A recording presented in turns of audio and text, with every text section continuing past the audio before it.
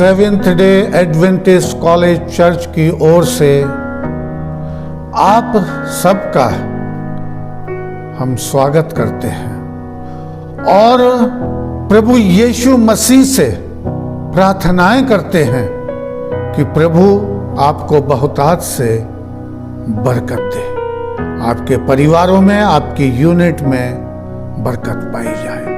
आइए इससे पहले कि आज हम इस संदेश में आते हैं, प्रार्थना कर। स्वर्गीय महान प्यारे पिता परमेश्वर, तेरा धन्यवाद करते हुए तेरे पुत्र प्रभु यीशु मसीह के नाम से तेरे अनुग्रह के सिंहासन के पास आते हैं कि हम पर तेरी दया, कृपा और अनुग्रह बना। इस अहम संदेश में आने से पहले प्यारे प्रभु यीशु प्रार्थना करते हैं कि तेरा पवित्र आत्मा सुनाने वाले के साथ हो और सुनने वालों के भी साथ हो, जिससे कि जो आज का विषय है अधर्मियों का पुनरुत्थान, उसे जो है बाइबल की सच्चाई को वो समझ सके। ये प्रार्थना तेरे पुत्र प्रभु यीशु के मुबारक नाम से मांगते हैं, आमीन। आज की पवित्र बेला में आप सबका स्वागत करते हुए, प्रार्थनाएं करते हुए आज के इस अहम संदेश में आएंगे, जो संदेश का विषय है अधर्मियों का पुनरुत्थान। देखिए, जैसे आप जानते हैं कि पिछले करीब 3 महत्वपूर्ण सरमन आपके सामने पेश किए गए हैं। प्रभु यीशु मसीह की दूसरी आमद, उसके निशानात किस तरह के होंगे, और अगला संदेश धर्मियों का पुनरुत्थान। प्रभु यीशु मसीह जब आएंगे तो उस समय की स्थिति को पिछले बार के संदेश में, जो कि धर्मियों के पुनरुत्थान से संबंधित है, हमने जो है पौलुस रसूल के विचार, इशाया नबी के विचार, दाऊद नबी के विचार, अय्यूब के विचार, उस समय के लिए हमने आपके सामने सब रखे हैं। क्योंकि पौलुस कह रहा कि भाइयों, हम नहीं चाहते कि तुम उनके विषय में अनजान रहो जो सो रहे हैं। प्रभु यीशु मसीह ने यूहन्ना की इंजील में, जो हम पुनरुत्थान के ऊपर बातचीत कर रहे हैं, प्रथम पुनरुत्थान हमने बात कर ली पिछले संदेश में। प्रभु यीशु मसीह ने यूहन्ना की इंजील 5वां अध्याय और उसकी 28वीं आयत में बहुत साफ शब्दों में लिखा है। ये 2 आयतें पढ़ने के बाद फिर हमारे अंदर कोई भ्रम नहीं पाया जाता है। जो प्रभु यीशु मसीह कह रहे हैं, इसमें अचंभा मत करो, क्योंकि वो समय आता है जितने कब्रों में हैं वे उसका शब्द सुनकर के निकल आएंगे। जिन्होंने भलाई की है वो जीवन के पुनरुत्थान के लिए, अनंत जीवन के लिए, और जिन्होंने बुराई की है वे दंड के पुनरुत्थान के लिए जी उठेंगे।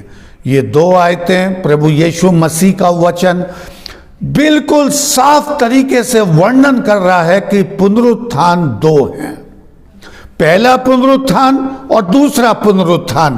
पहले पुनरुत्थान के ऊपर हम बातचीत कर चुके हैं बीते सरमन में, और आज हम जो है दूसरे पुनरुत्थान के लिए, जो कि प्रकाशित वाक्य के 19 और 20वें अध्याय में पाया जाता है, आज हम उसके ऊपर विचार करेंगे।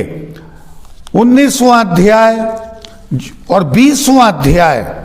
देखिए, 19वां अध्याय भी प्रथम पुनरुत्थान के लिए बताया जा रहा है, और हम पाते हैं कि लास्ट, अंतिम तुरई, जो पौलुस रसूल ने कहा है 2 थिस्सलुनीसियों 4 अध्याय 15वीं आयत, कि अंतिम तुरई फूंकी जाएगी और मुर्दे अविनाशी दशा में उठ खड़े हो जाएंगे। इस तरह से देखिए, ये तुरई का बड़ा महत्व है। यहां पर देखिए, हम इस तुरई को देखते हैं, लास्ट ट्रम्पेट, रेवलेशन 11वां अध्याय और देखिए 7वीं तुरई, 7 तुरैयों का वर्णन किया गया है। तुरैयें जो कि प्रतीक हैं युद्ध का। 6 तुरैयां बीत चुकी हैं, 6ठी में हम चल रहे हैं। 7वीं के बाद 8वीं तुरई नहीं है, वही अंतिम तुरई है जिसको नबियों ने, पौलुस रसूल ने यह बयान किया है कि जब अंतिम तुरई फूंकी जाएगी। प्रकाशित वाक्य के 11वें अध्याय की 15वीं आयत में साफ लिखा है अंतिम तुरई के बारे में, जब 7वें दूत ने तुरई फूंकी तो स्वर्ग में इस विषय के बड़े बड़े शब्द होने लगे। और क्या आवाज आने लगी? जगत का राज्य हमारे प्रभु का और उसके मसीह का हो गया, जो युगान युग राज्य करेगा। और वो समय आ पहुंचा है कि मरुओं का न्याय किया जाए। देखिए पिछले 4 हफ्ते से हम इन्हीं बातों पे चर्चा कर रहे हैं। जीवन, मृत्यु, मृत्यु जो हमने 12 तारीख को संदेश में दिया था कि मृत्यु एक नींद है। वो पहली मृत्यु है इस संसार से जाना।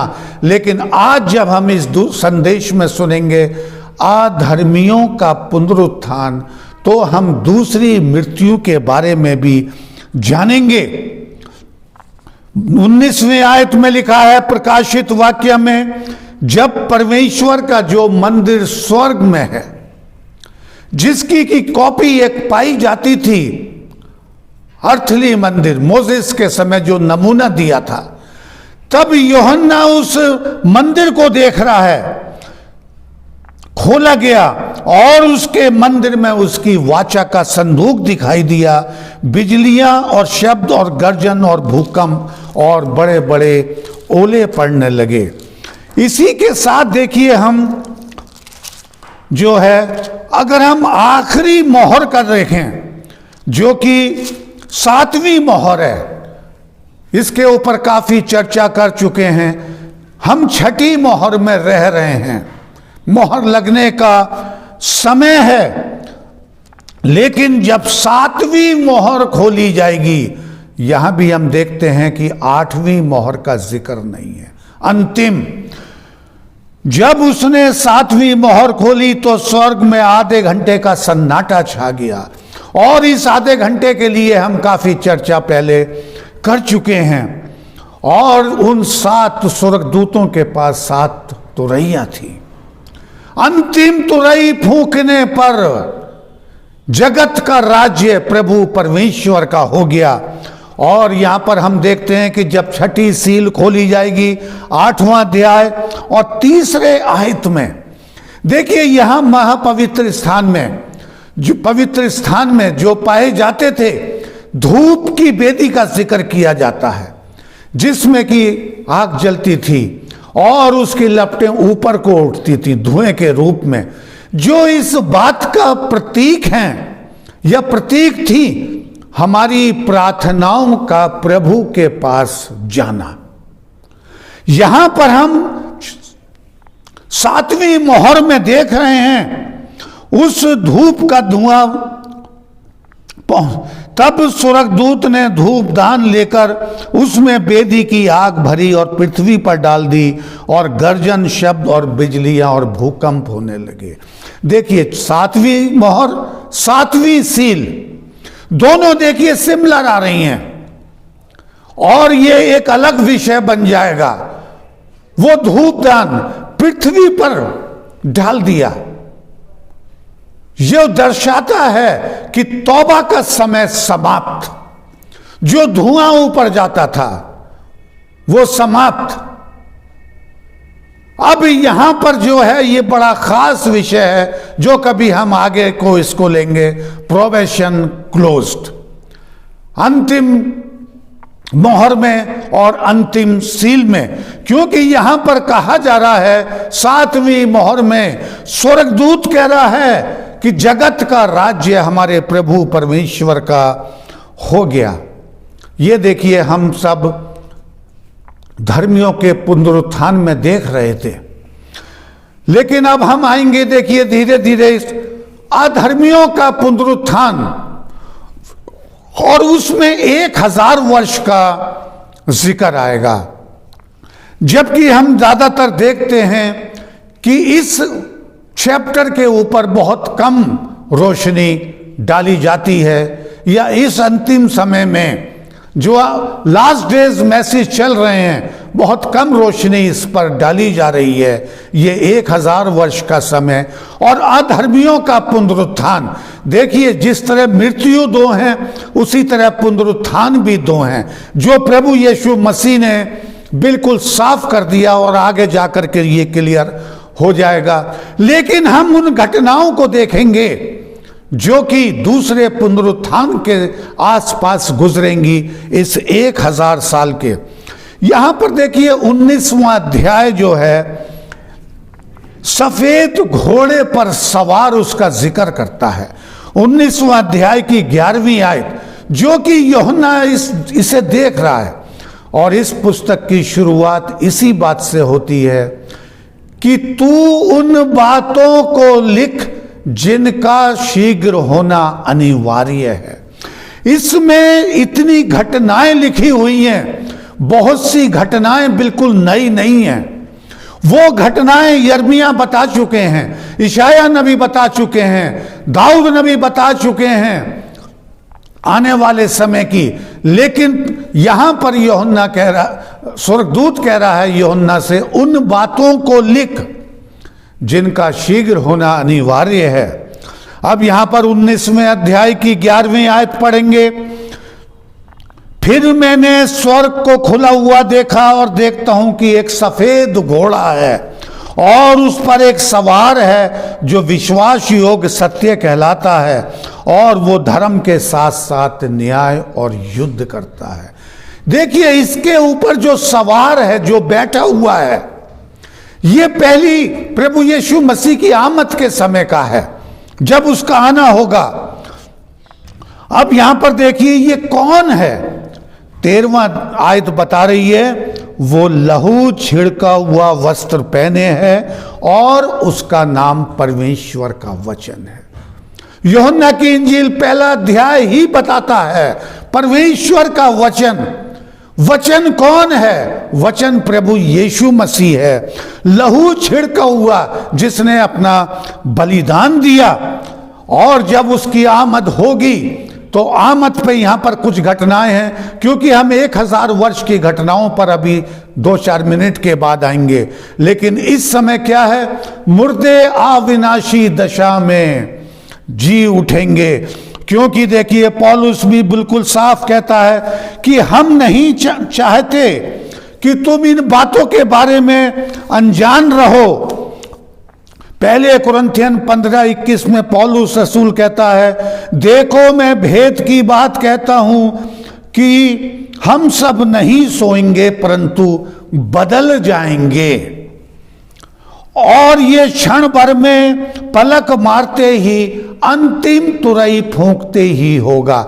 अब आप देख लीजिए इस अंतिम तुरई का जो है, जब युद्ध के लिए जाते थे राजा महाराजा तो तुरई फूंकी जाती थी, युद्ध की ललकार थी कि अब युद्ध होने वाला है, और यह भी एक युद्ध के समान है, फूंकी जाएगी और मुर्दे अविनाशी दशा में जाग उठेंगे। ये देखिए यहां पर अब हम अपने विषय की ओर आ रहे हैं कि देखिए किस तरह की घटनाएं उस समय होंगी जब प्रभु यीशु मसीह बादलों पर आएगा अपने फरिश्तों के साथ, जो हमने पिछले संदेश में आपको बताया। तो अब देखिए शुरुआत यहां से करते हैं 19वें अध्याय की 20वीं आयत। वो पशु और उसके साथ वो झूठा भविष्यवक्ता पकड़ा गया, जिसने उसके सामने ऐसे चिन्ह दिखाए थे जिनके द्वारा उनको भरमाया, जिन पर उस पशु की छाप थी और उसकी मूर्ति की पूजा करते थे। और शेष लोग उस घोड़े के सवार की तलवार से जो उसके मुंह से निकलती थी मार डाले गए, और सब पक्षी उसके मांस से तृप्त हो गए। ये प्रभु यीशु मसीह के आने के समय का निशान है कि धर्मी लोग अपनी अपनी कब्र में से बाहर निकल आएंगे। कई नबियों ने इसका जिक्र किया। इशाया कह रहा है कि पृथ्वी अपने मुर्दों को दे देगी। अय्यूब कह रहा है, ये सब पिछले संदेश में इनके वर्णन किए गए हैं। लेकिन इस समय का ये सीन जब प्रभु के लोग चले जाएंगे तो देखिए किस तरह की घटनाएं जो हैं होंगी। 20वां अध्याय जो आज के विषय का, आज के संदेश का खास विषय है, अधर्मियों का पुनरुत्थान। 20वें अध्याय पे आएंगे। यहां पर देखिए, फिर मैंने एक स्वर्गदूत को स्वर्ग से उतरते देखा, जिसके हाथ में अथाह कुंड की चाबी और एक बड़ी जंजीर थी। उसने उस अजगर और पुराने सांप को, जो इब्लीस और शैतान कहलाता है, पकड़ के 1000 वर्ष के लिए बांध दिया। देखिए यहां से शुरू हो रहा है अब अधर्मियों का पुनरुत्थान। देखिए अब यहां पर जो है, देखिए ये 1000 वर्ष का समय, प्रभु के लोग, विश्वासी, जिनका नाम जीवन की पुस्तक में लिखा था, वो प्रभु यीशु मसीह के साथ 1000 वर्ष के लिए चले जा रहे हैं। यहां पर 1000 वर्ष, और उस शैतान को, इब्लीस को बांध दिया जाता है जंजीर में और चेन में। इससे पहले जो लिखा है वो लिखा है कि झूठा भविष्यवक्ता और वो पशु वो झील में डाल दिए गए, आग की झील में। देखिए ये 3 शक्तियां हैं जो लोगों को भरमाती हैं, पाप की ओर ले जाती हैं, जिसका देखिए 16वें अध्याय में बहुत साफ जिक्र किया गया है। 13वीं आयत में, फिर मैंने उस अजगर के मुंह से, उस पशु के मुंह से और झूठे भविष्यवक्ता के मुंह से 3 अशुद्ध आत्माओं को मेंढक के रूप में निकलते हुए देखा। 3 ये बड़ी शक्तियां हैं। पशु, झूठा भविष्यवक्ता, जो कि परमेश्वर के वचन को तोड़ मरोड़ के पेश किया जाता है, गलत तरीके से पेश किया जाता है, और वो अजगर। यहां पर देखिए 2 जो हैं वो आग की झील में डाल दिए गए, धर्मी चले गए। अब यहां पर देखिए क्या हो रहा है कि 1000 वर्ष का राज्य शुरू हो रहा है। अब इस 1000 वर्ष में इस पृथ्वी पर केवल लोथे पड़ी हैं, धर्मी चले गए। देखिए यहां पर उसे बांध दिया। इसे और समझने के लिए कि यह जंजीरों से बांधना हकीकत नहीं है, यह प्रतीक है। और यह किस बात का प्रतीक है? यह प्रतीक है, जब हम लेवी व्यवस्था की पुस्तक और 6ठे अध्याय में जब 16वें अध्याय में जब हम जाएंगे, तो वहां पर जब प्रायश्चित का दिन वर्ष में एक बार जब होता था, महापवित्र स्थान में सेविकाई, उस समय का वर्णन पे आ जाइए आप लेवी व्यवस्था 16वें अध्याय में। वहां पर लिखा है कि मिलाप वाले तंबू पर जब इजरायली इकट्ठा होते थे तो 2 बकरे चुने जाते थे और उनके ऊपर चिट्ठी डाली जाती थी, एक परमेश्वर के नाम की और एक के ऊपर आती थी अजाजेल, शैतान के नाम की। जिसके नाम पर परमेश्वर की पर्ची आती थी, वो जो था पाप बलि के रूप में उसकी कुर्बानी होती थी। प्रतीक है देखिए। और ये पूरा कब होता है? जब प्रभु यीशु मसीह ने अपना बलिदान दिया।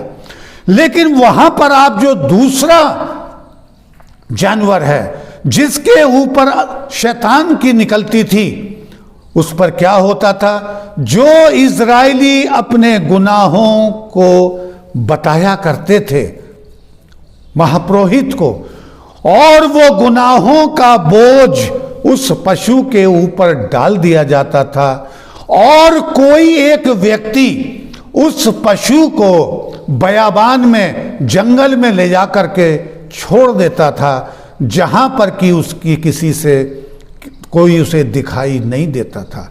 यहां पर यह भी याद रखना कि देखिए ये कार्य कर रहा है महापुरोहित, लेकिन बयाबान में उस बकरे को भेजा जा रहा है किसी व्यक्ति के द्वारा। ये भी अभी देखिए आएगा।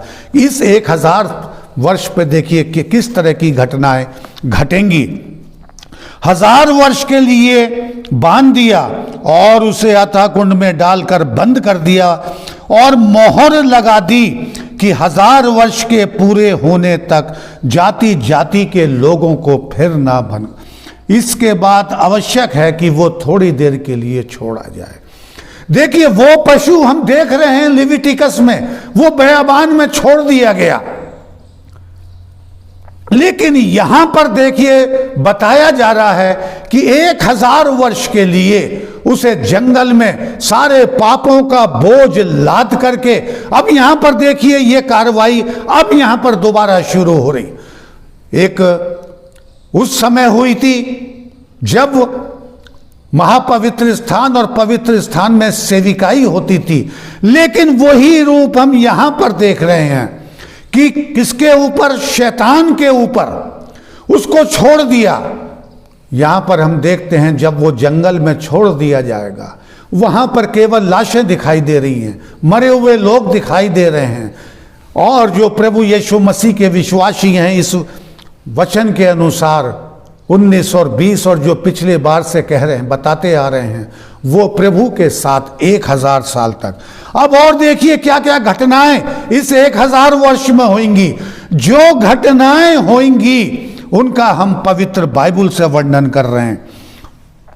4 आयत में लिखा है, फिर मैंने सिंहासन देखे और उन पर लोग बैठ गए और उनको न्याय करने का अधिकार दिया गया। देखिए ये वाली आयत आप इसे देखिए, न्याय करने का अधिकार।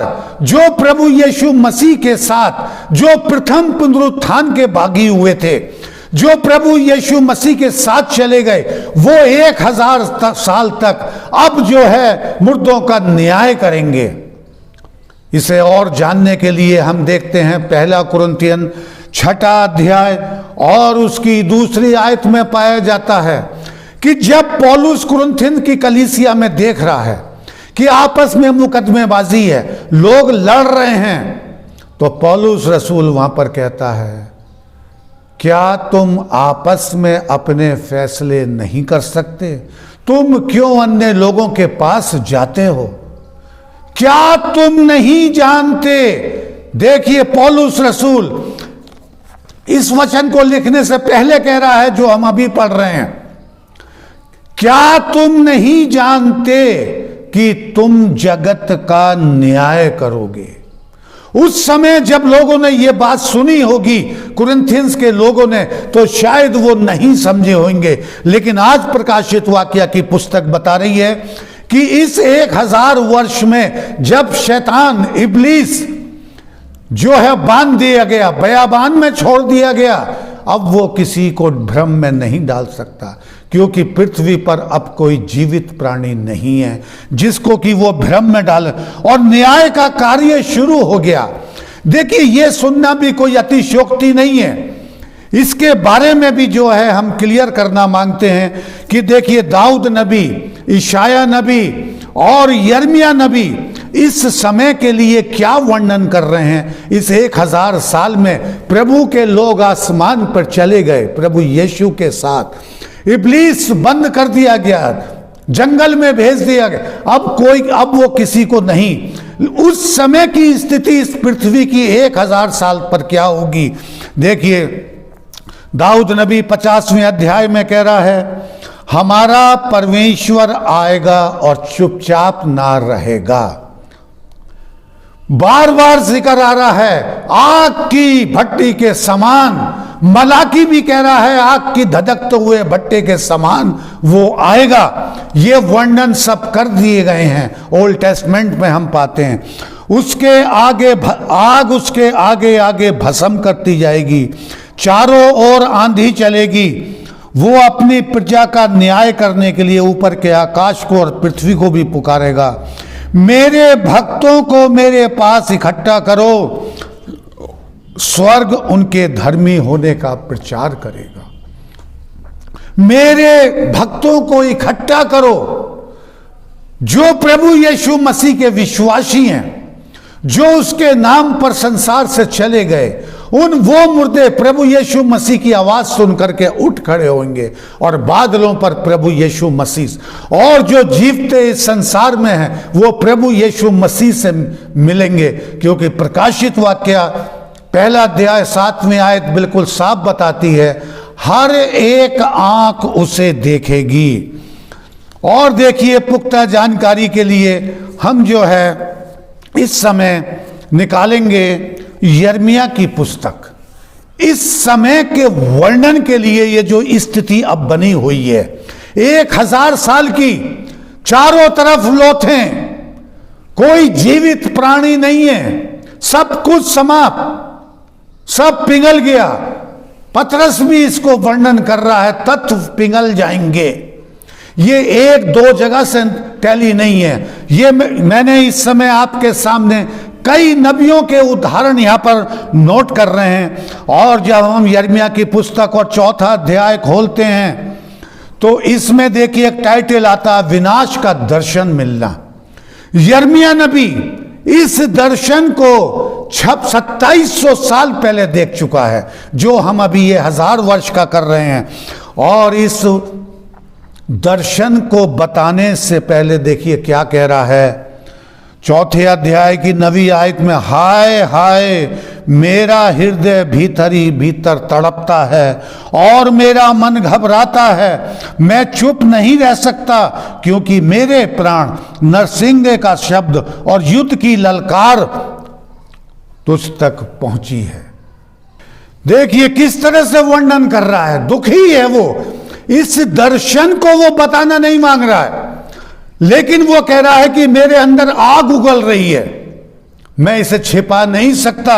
और ये दर्शन क्या है, देखिए, ये देखिए 23वें आयत में यिर्मयाह नबी की 4थे अध्याय की, मैंने पृथ्वी पर देखा, वो सूनी और सुनसान पड़ी थी और आकाश को उसमें कोई ज्योति न थी।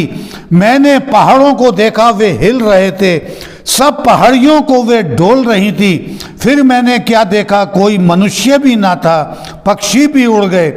फिर मैं क्या देखता हूं कि यहोवा के प्रताप और उस भड़के हुए प्रकोप के कारण उपजाऊ देश, जंगल और वो नगर खंडर हो गए। ये 1000 साल का समय है जब प्रभु यीशु मसीह के विश्वासी उसके साथ चले जाते हैं और न्याय की प्रक्रिया शुरू हो जाती है, मरों का न्याय, जिसको पौलुस भी कह रहा है, 20वां अध्याय बता रहा है। लेकिन देखिए, इस कारण पृथ्वी विलाप करेगी, आकाश शोक का काला वस्त्र पहनेगा, क्योंकि मैंने ऐसा ही करने की ठान लिया है और कहा है कि मैं इससे नहीं पछताऊंगा और ना अपने प्राण को छोड़ूंगा। देखिए क्या विनाश का वर्णन 2700 साल पहले यिर्मयाह नबी देख रहा है। और यहां पर यहोवा परमेश्वर कह रहा है कि मैं इस कार्य के लिए पछताऊंगा नहीं और ना प्राण छोड़ूंगा, क्योंकि मैंने थोड़ी देर पहले बता दिया आपको कि जब 7वीं तुरई फूंकी जाएगी, 7वीं तुरई, 6ठी सील में साफ लिखा हुआ है, वो धूप दान जब पृथ्वी पर गिरा दिया गया, भूडोल होने लगे, ओले पड़ने लगे, विपत्ति की शुरुआत होने लगी, तौबा का समय समाप्त हो गया। इसको हम फिर कभी लेंगे तौबा के समय के लिए। लेकिन यहां पर देखिए यिर्मयाह नबी ने इस विनाश का वर्णन, पृथ्वी सुनसान पड़ी है। अब देखिए इसको यशायाह नबी किस तरह से वर्णन कर रहा है।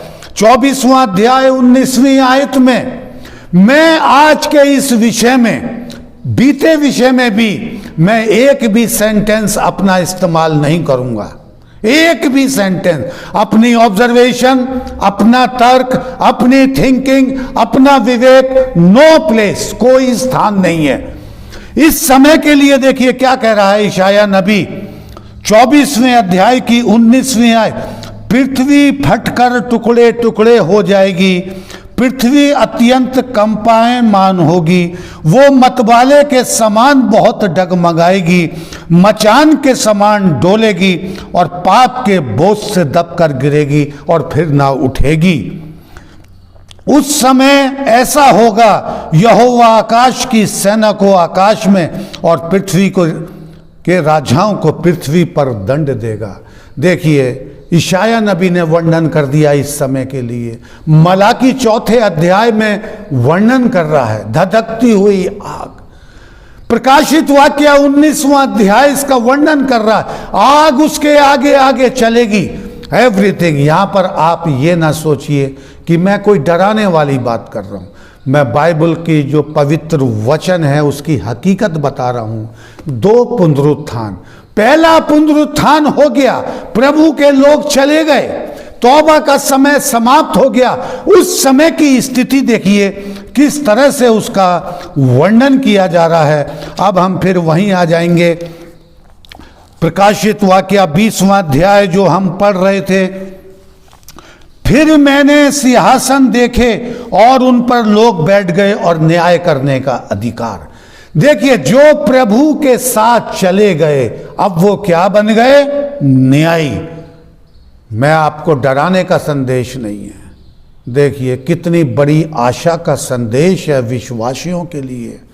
वो न्यायी बन गए, जज।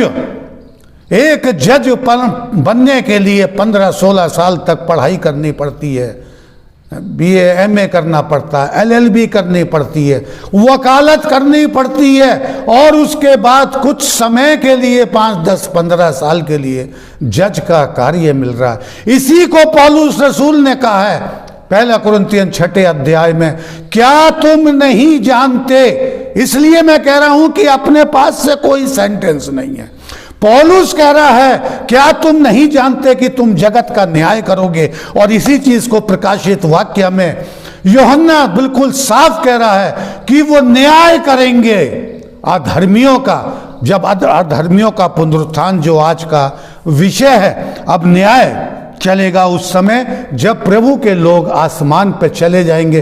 तौबा का समय समाप्त हो जाएगा, प्रोबेशन क्लोज्ड। जब 7वीं तुरई फूंकी जाएगी, वो धूपदान पृथ्वी पर गिरा दिया जाएगा और तमाम विपत्तियों का आरंभ हो जाएगा। आगे लिखा है, अब यहां पर देखिए इस समय का एक और खास चीज देखिए यहां पर 5वीं आयत में 20वें अध्याय की, जब तक ये 1000 वर्ष पूरे ना हुए तब तक शेष मरे हुए ना जी उठे। अभी देखिए पुनरुत्थान 2, पहला पुनरुत्थान हो गया, प्रभु यीशु मसीह के साथ विश्वासी चले गए, बादलों पर मिले। लेकिन प्रकाशित वाक्य की पुस्तक भ्रम में रखना नहीं मांगती है, बिल्कुल साफ ये बात कह रही है, जब तक ये 1000 वर्ष पूरे ना हुए, 1000 वर्ष तक, तब तक शेष मरे हुए ना जी उठे। अभी शेष लोग, रेस्ट ऑफ देम, बाकी बचे हुए अभी पृथ्वी पर हैं। अभी देखिए उनके साथ किस तरह की घटना होगी, अभी यही अध्याय बताएगा। और लिखा है, ऐसों पर दूसरी मृत्यु का कुछ भी अधिकार नहीं, पर वे परमेश्वर के मसीह के याजक होंगे जो प्रथम पुनरुत्थान के भागी हुए हैं। 20वां अध्याय बिल्कुल साफ साफ बता रहा है। अब 7वीं आयत, शैतान का विनाश। जो शैतान 1000 साल के लिए बांध दिया गया, मतलब जब उसे कोई शिकार ही नहीं मिल रहा है, वो बयाबान में पड़ा है, पापों का बोझ उस पर लाद दिया गया है, तो वो देखिए यहां लिखा है, जब 1000 वर्ष पूरे हो चुकेंगे तो शैतान कैद से छोड़ दिया जाएगा। और लिखा है, तब वे सारी पृथ्वी पर फैलकर पवित्र लोगों की छावनी और प्रिय नगर को घेर लेंगे और आग स्वर्ग से उतरकर उन्हें भस्म करेगी। देखिए दूसरा पुनरुत्थान, जो सोए हुए, जो प्रथम पुनरुत्थान में जीवित हुए, क्योंकि प्रभु यीशु मसीह ने शुरू कह दिया, अचंभा मत करो, जो मसीह में मरे जी उठेंगे। लेकिन जो अधर्मी हैं वो किसके लिए? दंड के पुनरुत्थान के लिए ये प्रभु यीशु मसीह कह रहे हैं। जो धार्मिक है, जिन्होंने अच्छे कार्य किए हैं, वो जीवन के पुनरुत्थान के लिए वो चले गए। अब आगे देखिए किस तरह से होता है। और उनका भरवाने वाला शैतान आग और गंधक की झील में, जिसमें वो पशु और झूठा भविष्यवक्ता है, डाल दिया जाएगा और वे रात दिन तड़पते रहेंगे। 3 शक्तियां हैं जो अभी पढ़कर बताई थी प्रकाशित वाक्य 16वें अध्याय में। 3 अशुद्ध आत्माओं को मेंढक के रूप में निकलते देखा। शेर शब्द इस्तेमाल नहीं है, भेड़िया नहीं है, हाथी नहीं है। शब्द कौन सा है? मेंढकों के रूप में। मेंढक फुदक फुदक धीरे धीरे धीरे चलता है। इसी तरह से ये 3 शक्तियां आज भी अपने कार्य में धीरे धीरे धीरे करके अपना कार्य कर रही हैं। देखिए, पहली 2 शक्तियां प्रभु यीशु मसीह के आमद पर परमेश्वर के वचन के अनुसार आग की झील में डाल दिए गए। लेकिन जो तीसरा है, जिसको 1000 साल के लिए, 1000 वर्ष के लिए बांध दिया गया, बयाबान में फेंक दिया गया, जो है यहां पर लिखा हुआ है, जब 1000 वर्ष पूरे हो जाएंगे तो शैतान कैद से छोड़ दिया जाएगा। एक बार फिर उसे मौका मिलेगा 1000 साल के बाद। और जो उसके साथी जो सोए हुए थे, जो प्रभु यीशु मसीह के साथ नहीं जा सके, उनको क्या करेगा? वो उन जातियों को जो पृथ्वी के चारों ओर होंगी, अर्थात गोग मागोग, जिनकी गिनती समुद्र के बालू के बराबर होगी, भरमाकर लड़ाई के लिए इकट्ठा करने को ले। ये अंतिम युद्ध है। जो अधर्मी हैं उनके साथ मिलकर के, क्योंकि जब न्यू जेरूशलेम उतरे, जब नई पृथ्वी की रचना से पहले का ये वर्णन है, तो यहां पर जो है लिखा हुआ है, देखिए 11वीं आयत से, फिर मैंने एक बड़ा श्वेत सिंहासन और उसको जो उस पर बैठा था देखा। उसके सामने पृथ्वी और आकाश भाग गए और उन्हें जगह न मिली, जिनका वर्णन मलाकी नबी, इशाया अभी आपके सामने चैप्टर बताए थे, आप बाद में उन्हें पढ़ करके देखिए। वो इसी समय के लिए वर्णन कर रहे हैं, क्योंकि यिर्मयाह नबी की हिम्मत नहीं पड़ रही और वो कह रहा कि वो शब्द मेरे अंदर आग उगलने को तैयार बैठे हैं। उस विनाश दृश्य को, ये विनाश दृश्य है जिसको यिर्मयाह देख रहा है, इशाया नबी देख रहा है, दाऊद नबी देख रहा है, मलाकी देख रहा है, और बहुत जगह इसकी आयतें लिखी हुई हैं। और उस समय क्या हुआ? फिर जीवन की पुस्तक, जैसा उन पुस्तकों में लिखा हुआ था, उनके कामों के अनुसार मरुओं का न्याय किया गया। देखिए, अब यहां पर जो थे, देखिए, जो प्रथम पुनरुत्थान के भागी ना हो सके, जो प्रभु यीशु मसीह के साथ ना जा सके, अब देखिए क्या होता है 13वीं आयत में, समुद्र ने उन मरुओं को जो उसमें थे दे दिया, मृत्यु और अधोलोक ने उन मरुओं को जो उसमें था दे दिया, और उनमें से हर एक के कामों के अनुसार उनका न्याय किया गया। मृत्यु और अधोलोक आग की झील में डाले गए, और ये आग की झील दूसरी मृत्यु है। 3 सप्ताह से हम इन विषयों पर बात करते आ रहे हैं। मृत्यु, पहली मृत्यु संसार से जाना, दूसरी मृत्यु देखिए ये है, जो कि 20वें अध्याय की, जिनका नाम जीवन की पुस्तक में नहीं मिला, उनको आग की झील में डाल दिया गया। अधर्मी, ये अधर्मी, इनका पुनरुत्थान, जिसको साफ कहा जा रहा है, समुद्र ने उन मरुओं को दे दिया। क्योंकि आपको हमने मृत्यु के बारे में बहुत डिटेल में बताया था। मृत्यु एक नींद है। अय्यूब बहुत साफ कह रहा है कि जब तक आकाश ना टलेगा तब तक वो उसकी नींद ना जागेगी। ये सब वर्णन किए जा चुके हैं। प्रकाशित वाक्य तो केवल ये वर्णन कर रहा है जो स्वर्गदूत यूहन्ना से कह रहा है, उन बातों को लिख जिनका शीघ्र होना अनिवार्य है। देखिए, ये है दूसरी मृत्यु। देखिए, हमने जो है ये एक तरह से बाइबल डॉक्ट्रिन कहलाती है, मृत्यु से लेकर के अनंत जीवन तक की। इस पर हमने काफ़ी कोशिश करी और ज़्यादातर कोशिश ये करी कि परमेश्वर के वचनों को आपके साथ शेयर किया जाए। यहाँ पर देखिए सब समाप्त हो जाता है और अब यहाँ पर रचना होती है नया आकाश और नई पृथ्वी, जो हमारा अगला सप्ताह का विषय होगा। एंड ये देखिए, कोई निराशा का संदेश नहीं है, इससे हमें घुटन महसूस नहीं होगी। जिनके नाम जीवन की पुस्तक में लिखे गए, देखिए वो प्रभु के साथ राज्य कर रहे हैं और हमेशा हमेशा तक राज्य करेंगे। और उस राज्य को हम अगले सप्ताह में बताएंगे। न्यू है, नया आकाश और नई पृथ्वी, जिसको हम प्रकाशित वाक्य के 21वें अध्याय से हम लेंगे। प्रभु आप सबको बरकत दे।